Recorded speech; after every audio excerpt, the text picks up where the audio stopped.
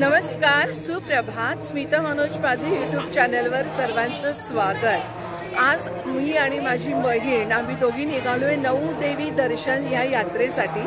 एकच दिवसाची आहे. तर इथे आम्ही पहिली देवी करत आहोत चंडिका देवी. सकाळी 5:30ला बसची सोय केली आहे. तिकडे आम्ही बस पकडली 5:30ला. आता सकाळचे 7 वाजलेले आहेत आणि आम्ही चंडिका देवीच्या पायथ्याशी येऊन पोहोचलोय.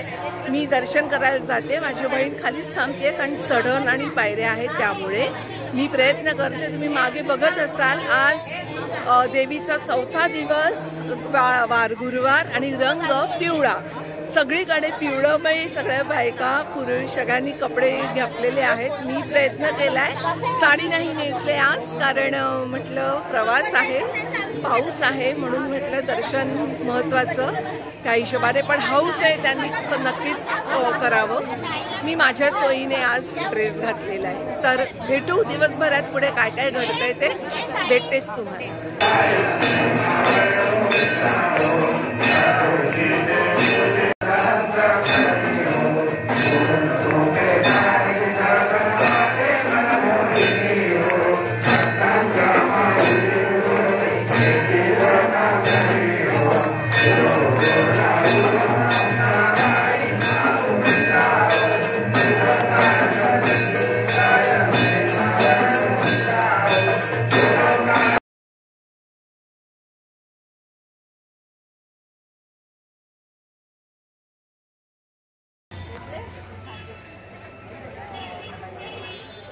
नमस्कार.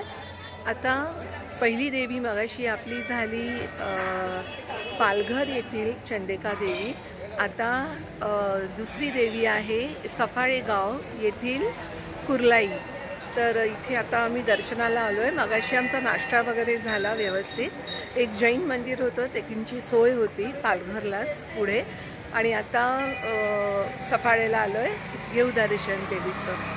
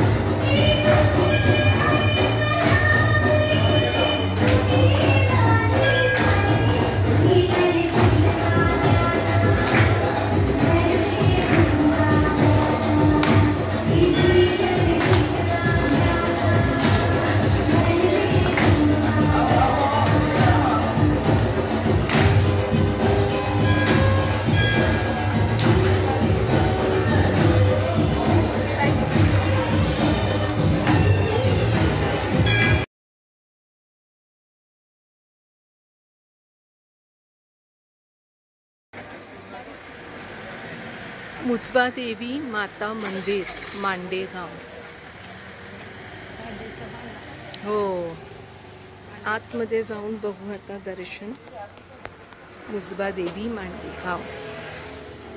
मी नमस्कार करतो।